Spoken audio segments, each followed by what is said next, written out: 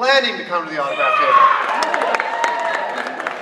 How many of you don't give a damn about the autograph table? Get out. So I'm Steve, and if you do come by the autograph table, pay all the attention to me, because the big guy, he gets more than enough. You know what I'm saying? So this is going to be an open format. I'm going to introduce Patrick. You guys can ask questions, play Stump Patrick, or whatever it is. So I was told to let you know that it's a privilege and an honor to work with the greatest actor in the history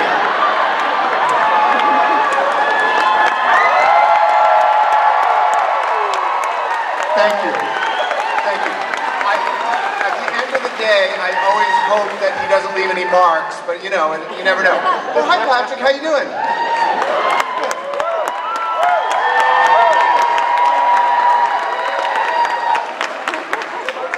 Is his mic working? Give him yours. You did say you got it. There it is. No. This is awkward. Thank you.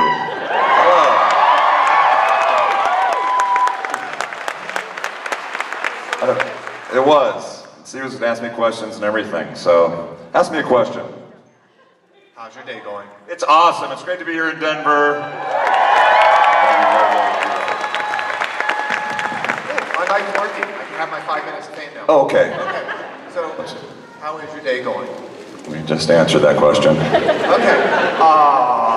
What is your favorite role? This way, none of you can ask that question because it's boring.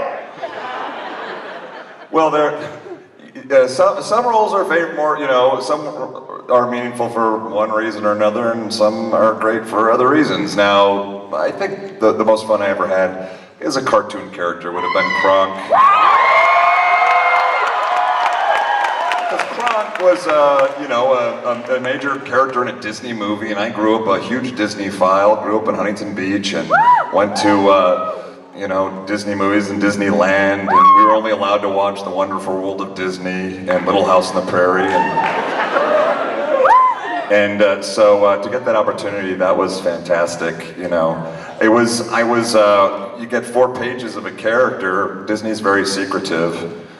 So I didn't even know what the movie was about, but I had 4 pages of a Kronk and an Yzma. And then you kind of have to decide how a character sounds. And I wasn't even sure what a Kronk was, because it is a cartoon. But I was able to gather that he seemed to be sort of a reticent henchman. So I thought he talked about cooking and things, and so I thought, well, he's probably not, a dark, evil character. So I thought maybe he just, is down here like that. And he talked like that, and they go, yeah, that's it. But it's interesting because I discovered then too, and early on, and anybody wants to do voice work, that I think the most important thing is to be creative, because they can have 4 pages describing what a character is, but they don't know what a character sounds like until they hear it. So the more creative you can be and show them maybe what they haven't seen or invent something, I think that's what works, and that's what's worked for me. Live action was probably the Tick years ago. We only did 9 episodes. That was a lot of fun. I mean, I had a lot of fun doing Putty on Seinfeld, but I wasn't that involved. But most recently, a series of unfortunate events was very special. I thought I told all of you not to watch that. That was my one job as Lemony. I failed. But I owe so much to the great Barry Sonnenfeld, because Barry Sonnenfeld put me in the Tick costume years ago, and then I did a film with him called Big Trouble, and worked with Tim Allen on that. And then I did another movie with Tim Allen where I smacked the crud out of him in front of his child. Really pretty ugly and dark. That was the day I told Tim, I go, I must be your worst nightmare. I voice your character, because I was doing Buzz Lightyear for the TV series. So I said, Tim, I must be your worst nightmare. I voice your character, I'm following you from set to set, I'm smacking the crud out of you. It wasn't supposed to be like this, but we get along great now.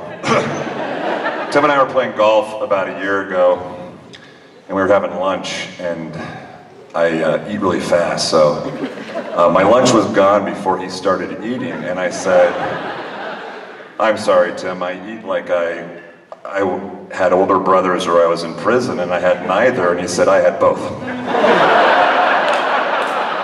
Read his biography. But then, you know, Barry directed a series of unfortunate events, and he wanted me to play Lemony, as did Daniel Handler, the author of the books. So I was very thankful for that, because I would argue that I would not have been on, you know, a Netflix list or anybody else's list, and perhaps not an obvious choice. But Barry's really an amazing filmmaker, and can see a little bit the bigger picture. Because oftentimes I think it's easy just, you know, that's why you fall into a lot of the same roles. I can play big and stupid really easily, but I can also play a smart guy too. How about that? Okay. Give me a chance. Okay. How does this work with you guys? Do you have the microphones? Should they line up, or are you going to run around? No, they'll line up. Okay, so I'm going to ask you guys to form your lines. Or not. Let's go. They're not interested. We're done. All right, and we can. We'll go left, right. We're going to go over here. Go ahead. Okay, so mine's kind of a niche question, but being from Southern California as well, None of the mics here are working.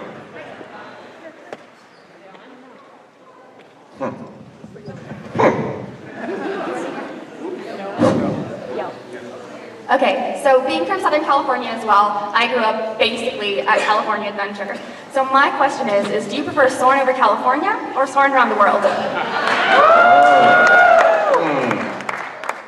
I really like them both. I do feel like soaring around the world is a little bit grander. I did like the soaring over California. I like the jets, all that good stuff. But I thought it was cool that they did change it up. I remember when I recorded, when we did that, John Lasseter was there, and he had just done A Bug's Life and all this, and I got to go hang out with John, and he took me around and went on The Bug's Life, you know, for the first time before they'd even opened it, and got to hang out with him for a year. But to be a part of a ride at Disney is really, really an awesome, you know, just an awesome thing for me. And like I said, I am a Disney-phile. I've gotten to hang out with Kurt Russell a lot because his son Ollie and I did a TV series called Rules of Engagement for years. And so when we all play golf, so we go to these golf tournaments. These golf tournaments end up being long weekends where we play a lot of golf and drink a lot of wine and tell a lot of stories. And so my real interest with Kurt's a really cool dude, very charming guy. It's a huge, amazing career, but you know, he's, you know, it's his Disney legacy with me that is so meaningful. And he was Walt's boy, you know. And this is probably the worst story I've ever heard in regards to just a tragic loss of a great property. But Kurt did tell me this one night. Walt had given Kurt some very special cells. And Kurt kept them in his garage, or his mother's garage, for years, I guess, where the sun was beating down on them. Kurt got contacted by Disney archivists who wanted to archive these cells. And so Kurt went to go look for them. And they said, don't worry, Kurt, we're not going to take them from you, we're just going to archive them. So Kurt went into Mom's garage and found a molten piece of plastic. And so Kurt says, what would they have been worth? About $2.5, $3 million.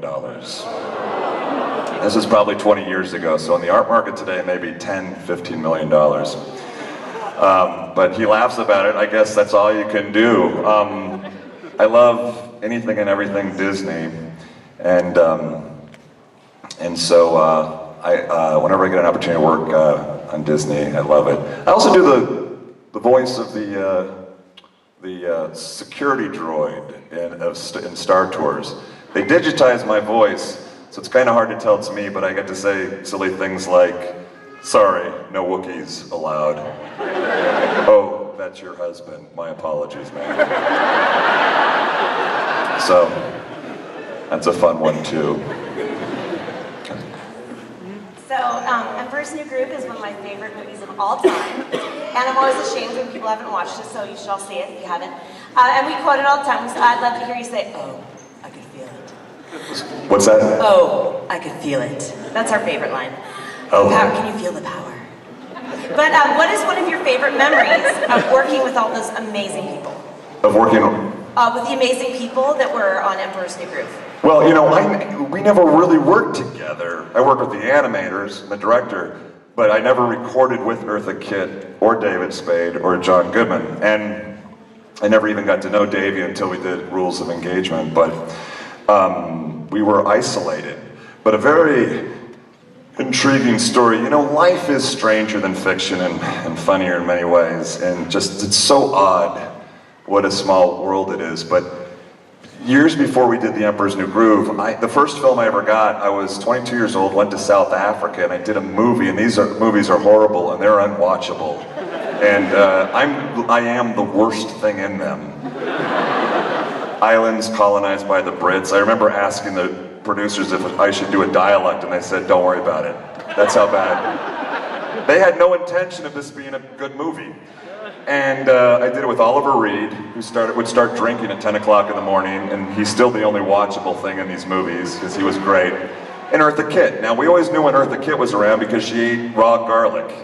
And you could smell her from 100 feet away, so Eartha's here. Well, we did these films, came back to Los Angeles. Eartha was performing at the Roosevelt Hotel. I thought, oh, I'll go see Mrs. Kitt perform. I just did a movie with her. So I went there and watched her perform, and then she invited me up to her hotel room afterwards, and I sat on one edge of her couch, and she sat on the other, and she was petting this large white furry creature, which was either a cat or a dog, but it had really long hair, and I never saw exactly what it was, but she pet it just like you would imagine Yzma would pet an animal. And she said, "Darling, it's so lovely of you to come." And I said, "Well, it's my pleasure, Mrs. Kitt. How are you?" "I'm fine." And she had like an assistant or a butler who she excused. So it was just the two of us. And it couldn't have been more weird, awkward, or uncomfortable. And I'm not saying she overtly came on to me, I'm just saying I didn't know what to say, and I had to leave the room. And then, 12 years later, we're doing this animated feature, and I look at Kronk and Yzma, and I go, if people had any idea that was us in real life, years ago. Cusco's there, going to Yzma, he seems nice, and she's like, yes. And I guess we never really knew what the relationship was between Kronk and Yzma. Some things are better left unsaid, I think.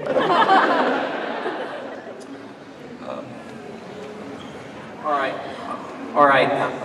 I'm wondering, how do you differentiate between characters you voice? Like, how do you differentiate characters like Brock Simpson between Kronk? Barely, since most of my characters sound alike. Some have an edge. Brock definitely has an edge, and then, Kronk's really sweet. Then there's Joe from Family Guy, who's a little bit more officious. Peter, Bonnie and I are going on vacation. That's it. Peter, Meg's got a crush on me. That was my favorite episode, because it was just so weird. That's a show, by the way, that I've had to, it's been a lifetime of having to apologize to my parents for They're both very, very religious. I was supposed to be a priest who ran a drive-in movie theater. And my mother let me know when I was 9 years old. She said, well, I have given you up to the Lord, and you're to be a priest. And I was like, all right. I'm all dialed in. I know what I'm going to be when I grow up. I go, well, but I like movies. Can I have a job? And she goes, a priest could have a job, which is a bold-faced lie, because priests are just do priest stuff. But I go, well, could I be a priest that runs a drive-in movie theater? And she said, sure. And I go, cool, all right. I'm gonna go catch a lizard now. You're 9 years old, you're like, I don't have to worry about anything else. I know what I'm gonna be. So mom and dad, very religious, and they hate Family Guy. My mother has tried for years to get it off the air. She sent me things to sign, and then I have to remind her, Mom, I'm on the show. This is what I'm helping support you and Dad with right now, is Family Guy. If you don't see the irony, Mom, in this, look, it's a horrible show, and I get it, and it really is not for children, but it's satire, and I know there are aspects of the show that bother me, and I would turn it off too with, I got 4 kids, and I'd be like, I'm not watching this garbage. You're on it, Dad. Sometimes I'm not sure if I answered the question or not, because I just start...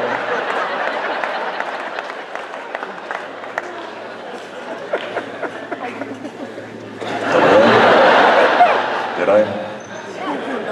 Seinfeld, David Puddy goes insane and runs out in the street painted up like the devil. The devil, and that year the New Jersey Devils win the Stanley Cup, and I wondered if you might have had a celebration moment with it, like this one's for Patrick Warburton or something. And by the way, my oldest brother is a Catholic priest. He would love to run. Oh, awesome. No, yeah, well, my parents are more conservative than any Catholic priest or none I've ever met. They are over the top. The year we did that episode, I did an episode of Seinfeld where I play an insane Devils fan. David Puddy is like this huge Devils fan. And so the Devils were a franchise for 40 years at that point, 20 years somewhere else, 20 years in New Jersey, and they never won the Stanley Cup. Unbeknownst to me, that year, they started putting me up on the Trinitron whenever they play hockey, screaming, "Go Devils," and they won the Stanley Cup.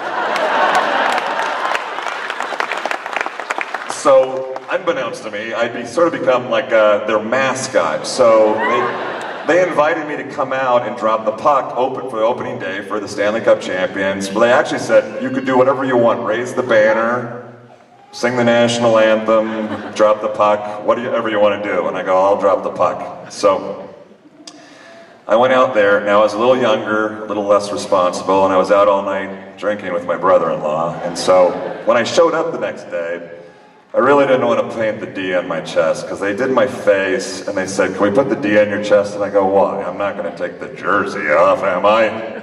They go, please, just put the D on your chest. And I go, okay. So they painted a D on my chest, I got the jersey on, and now I walk out on the ice, and everybody's screaming and yelling. I felt like a professional wrestler or something. They also introduced me as from the cast of Seinfeld. I had done 2 episodes, so I love the way that sounded. And I went out and I dropped the puck, and on the way back on the carpet, I slipped and almost fell hard, but I stopped myself, and the whole crowd went, ooh, like that. And right there at that moment, I thought, oh, I'm so glad I've got that D in my chest. So I slowly stood up and I just stared the whole auditorium, the whole arena down. And then I ripped off the jersey and I had the D, and everybody screamed. So Joe Rogan, who does sports for NBC, he goes, greatest recovery. And he shouted over and over again, he's actually falling. He is falling, and he stops himself. Now, you can't plan this. He had a D on his chest. And then he goes, that's the greatest recovery. At the end of the Super Bowl that year, it was on NBC, and they do Rogan's greatest hits of the year, and I got best recovery still.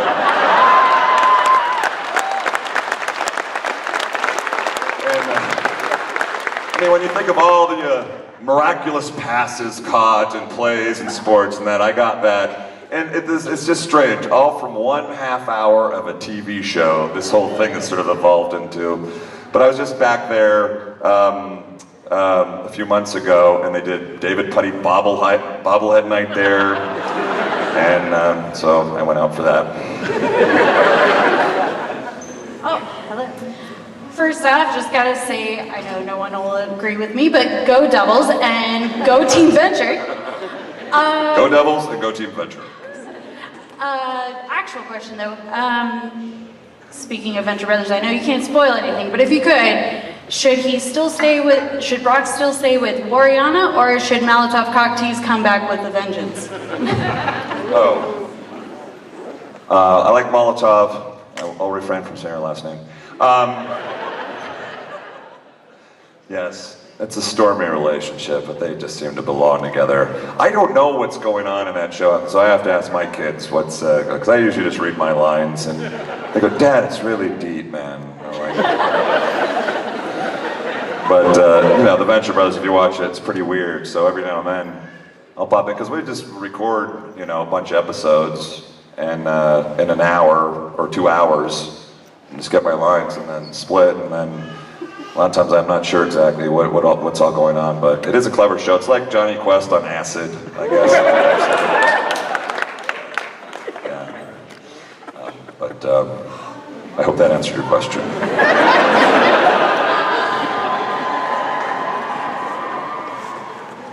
you like Emperor's New Groove better or Kronks New Groove? Oh, well, Emperor's New Groove is a little bit more goes into a theatrical. Kronks New Groove was a straight to DVD, but it still looked really good and it was a lot of fun to do. I certainly had more to do in Kronks New Groove, but I still probably like, just because of all the relationships and of course Cusco and Yzma and all that, the original The Emperor's New Groove. Because I don't think we didn't even have Yzma in Kronks New Groove, right? Yeah. And then we did Kronks New School. There was a lot of Kronk stuff going on there. But yeah, that was all a lot of fun. Hi, you're my favorite voice. You're my favorite actor of all time. I thought you were awesome in The Orville, as Thor, The Tick, Rip Riley in Archer, and Joe Swanson in Family Guy, and a lot of other roles. But anyway, though, my question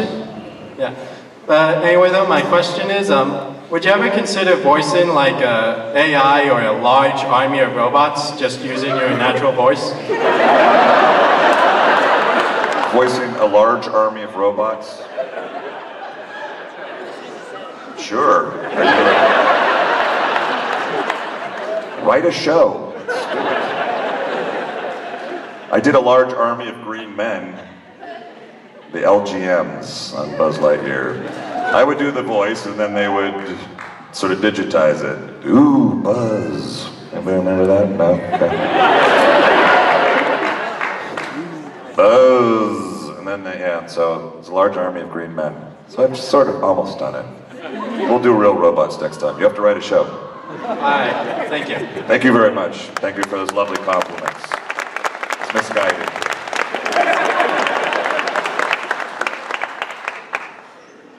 Hi. One of my favorite parts of a series of fortunate events is the "a word which here means" bit. What is your favorite "a word which here means"? Which one? What is your favorite "a word which here means"? Oh, boy. Well, I'm not.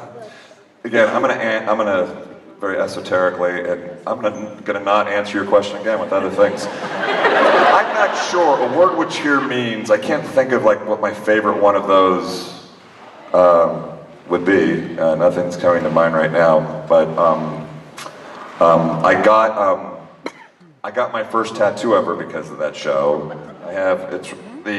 It's the eye. See.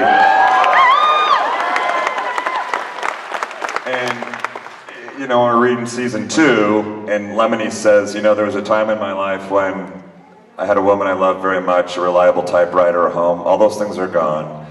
The only thing that I have to remind me of that is this tattoo. And it's sort of a revelation we see that Lemony was part of the same organization as the evil Count Olaf, and so immediately, here I am, 51 years old, I'm like, oh, I'll get that tattoo. I'd never gotten a tattoo.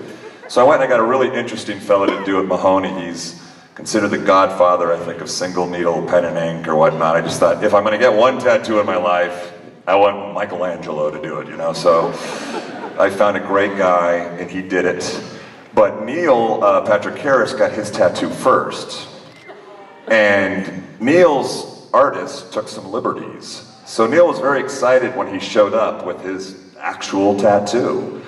And Barry Sonnenfeld and the producers looked at it and said, well, we'll have to put makeup over that and put the real one on there. And Neil was very disappointed. Had to keep it accurate. I go, Neil, should have had it done right. So, I got the one. This one is actually on camera. Neil's. Thank you. What was it like being the narrator of a series of unfortunate events? Well, it was a great honor because it's a great property. The books are really special, and I felt very fortunate to be able to get to work with the great Barry Sonnenfeld. Bo Welch, who does all of Tim Burton's sets, did all of Barry Sonnenfeld sets for the Men in Black movies, did all of the sets. So they had beautiful sets, and it's just a really wonderful tale. But it was a lot of work because you can't take that dialogue and mix it up at all, otherwise it changes context. So I would have to learn those lines backwards and forwards just so that, that wouldn't be something that would even be a slight disability when I was reading, because I couldn't do cue cards or anything like that. There's no way I would have ever resorted to that. I had to just make sure that I knew these lines backwards and forwards. So it was a lot of work, and there's no improvising, especially with Barry. So, but that was a great experience. And we shot that all in Vancouver, and which was great. Yes. My name is Daniel. First of all, I just wanted to say it's very nice to be able to come here today and meet you, Patrick. My pleasure to meet you too. My question has to do with Emperor's New Groove. In your professional opinion, how did Yzma and Kronk get to the palace before Kuzco and Pacha?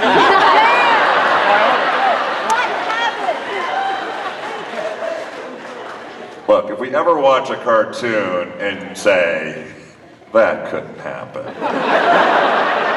we should not be watching a cartoon. It is fantasy. But obviously it would have, Kronk was doing all the leg work as we saw. So Kronk would have been responsible. Very fast. Kronk's a triathlete, I guess. If you could be any character from a series of unfortunate events, what would you be? Oh, well, I've been asked this before, but it would have to be Sunny, of course, but way too old. Presley, the little girl who played Sunny, was amazing. She was such a scene stealer, and we would just all be, amazed at what she did. But of course, it's Count Olaf. It'd be a great role to play. Neil killed it, and but that's such a desirable role because as Count Olaf, you get to be a different character in the same villain shoes every week, and it's just playtime, so. But, yes, that. Hi, good afternoon. Your voice, of course, is just so iconic. Is there ever a time that you would consider doing an audio novel? And if so, what would you like to read? I'm sorry, I missed that question now. Is there an audio novel that you would ever consider reading for? An audio book. What? An audiobook? Oh, an audiobook? Yeah. Well, books are so long. Would I have to read the whole book?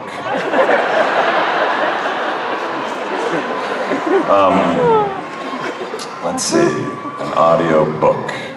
I love to, read biographies, like rock biographies, so that's normally what I tend to do, so I don't, I'm not sure of one specifically. Recommend anything? No. A series of unfortunate events, there we go. You could read those, I've had a little experience there. Yes, yeah. Did you like working on Scooby-Doo Mystery Incorporated?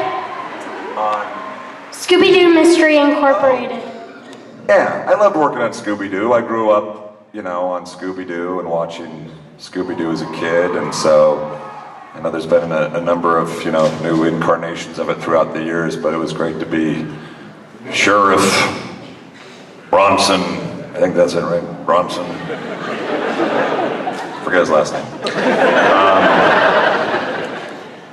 Yeah, I usually play that stern fellow, or I can. Yeah, I just, I love doing cartoons. I grew up, like I said, in a very strict household, and we were allowed to watch cartoons, though, because they didn't make cartoons like Family Guy back then, so most parents didn't have to look at it and go, if it was animated back then, you could watch it. Today we have South Park, Family Guy, all these really, really adult cartoons.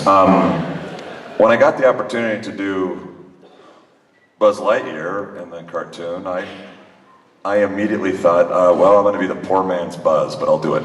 Because I remember as a kid growing up, you'd see a movie and you loved it, and then they were going to make a cartoon, and that was very exciting. And then you'd watch the cartoon and you'd realize it was somebody else's voice, and you just felt ripped off.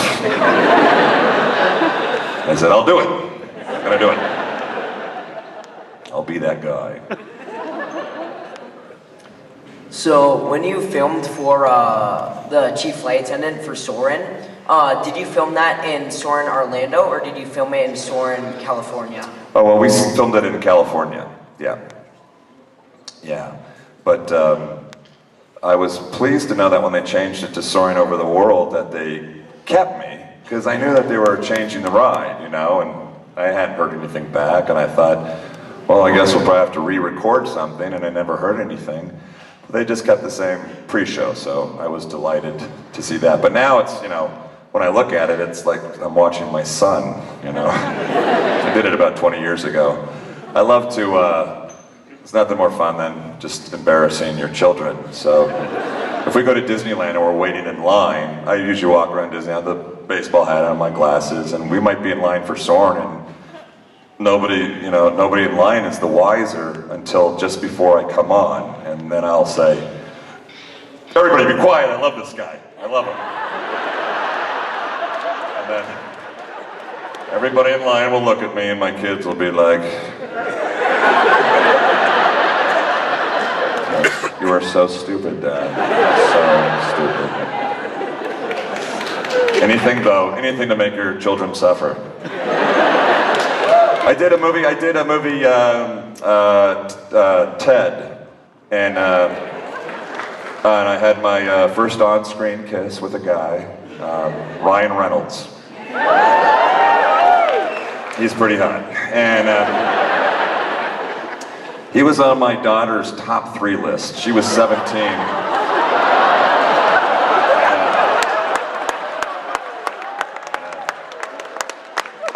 She was 17 years old at the time, and her girlfriends would sit around and they'd write these lists. Ryan Reynolds, Chris Hemsworth. And so I couldn't wait to call her up and tell her. And she screamed, she was like, oh my God, but I just ruined him for her. I noticed, later on, that Ryan was nowhere on any of their lists anymore. So I discovered that as a father, if you kiss a guy, you ruin him for your daughter, and that's very powerful information for a father. I'll threaten her with Chris Hemsworth. She'll be like, you're not working with him. I go, I'll find out where he drinks. I'll take him right off your list.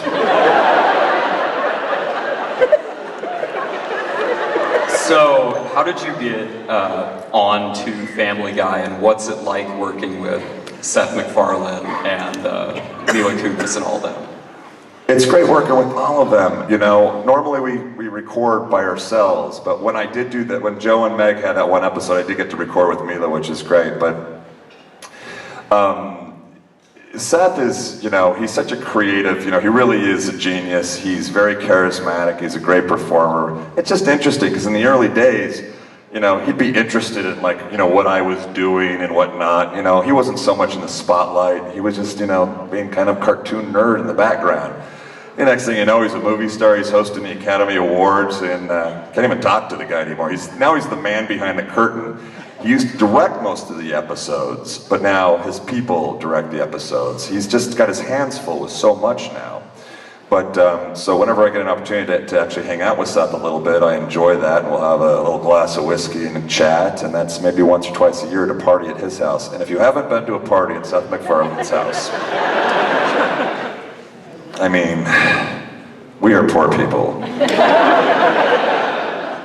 I won't tell you how much Seth MacFarlane spends on his Christmas party, but it is the greatest Christmas party in the world. He's literally had the John Williams Orchestra in his backyard. That's what he has. There are like trains like going by, like It's a Small World kind of stuff, giant clocks, snowy villages. It is insane, but he's become famous for throwing the very best party in all of Hollywood. So, and I don't know, I live out kind of in the boonies a little bit with the family, quiet. We don't go out, I don't go out too much, but I try not to miss a Seth MacFarlane party.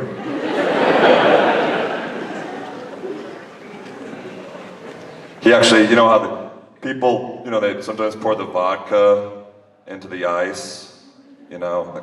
He actually got an iceberg from the South Pole. It's a true story. That's a true story. He contacted Beverly Hills Wine and Cheese. They contacted the USS North Star. It's an icebreaker. They said, we have a client, Seth MacFarlane. He would like an iceberg, something special. We don't want you just to throw some ice together and freeze it.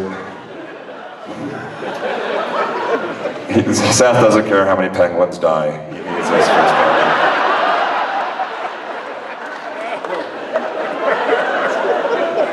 He killed Brian the dog. He doesn't care. Remember that? How many people got upset because Brian the dog got killed? And it's like it's a cartoon. They bring him back. Who had questions about cartoons making sense? All right. What's more annoying? Me telling you gotta move your line faster, or telling you we only have time for 2 more questions? Whenever you say anything, Steve. Oh, I love you, Steve. Steve, stop it. Stop. I do take a little extra time, but I try to, because I know what it's like being on the other end of the line, you know, and so when people are waiting in line and they want to meet you and get autographs and stuff, I like to ask a question and make contact and talk and find something out. Because I know what it's like on the other end. I'm a huge Pearl Jam fan, and anybody who knows me knows that I have a problem. Everything better. The barn in the back of my house was dubbed Club Ed by, you know, all the neighbors, because the second I got a martini in me, I'd drag everybody out there and Pearl Jam DVDs would go on. But every time I've ever met Ed, he's always been very, very sweet. Hung out and let me write set lists and this and that. And I thought, God, it would really be a bummer to meet, you know, your heroes or those who have been such an influence in your life, or somebody that, you know, that you like, and then they don't turn out to be cool. So I do try extra hard. I had time for 2 more questions, probably now 1. What is your favorite character you've played? Favorite character? Well, it does change, you know, every now and then. There's been some weird ones I got to do that nobody's seen. You know, I did a film called The Woman Chaser years ago, which was a really kind of a little artsy black and white film. That was just kind of cool, different. I liked playing Al Burnett in The Dish. There's a movie about the Apollo 11 mission I did with Sam Neill, and that was different. I like getting to do things that are different, and that's why I think Lemony Snicket is one of my favorites now. I think about it a lot now, just because there's so much gravitas to it. There's I think meaning to the stories, and it's not just all about fun. I think there is a great message in it, because everybody has something on their plate in this world, and then you watch the Baudelaire children who get thrown every worst thing in the world, but they somehow survive and continue to to make it, and then so it's one of those things we can all sit there and and it helps give perspective, and other kids that are going through a rough time, I guess, in their lives, and say, well, I don't have it as bad as the Baudelaires, but that was great. But it's still the most fun I ever had was The Tick. Yeah, because it's so clever. And, yeah. Last question. Hello. Hello. My question is, do you still hang out with any of the cast members from The Emperor's New Groove, like today? Oh, from The Emperor's New Groove? Well, Eartha is no longer with us. I haven't been in her hotel room for a long time. But David Spade is a friend of mine, and so I now have known Davey for years, and he's a very, very funny guy. So when you get older, watch his stand-up comedy, you'll love it. But when you get older. Thank you for coming to Denver. Thank you. Thank you, everybody. Thank you all. Thank you all so much for coming out. Lots of love. Have a wonderful con. See y'all.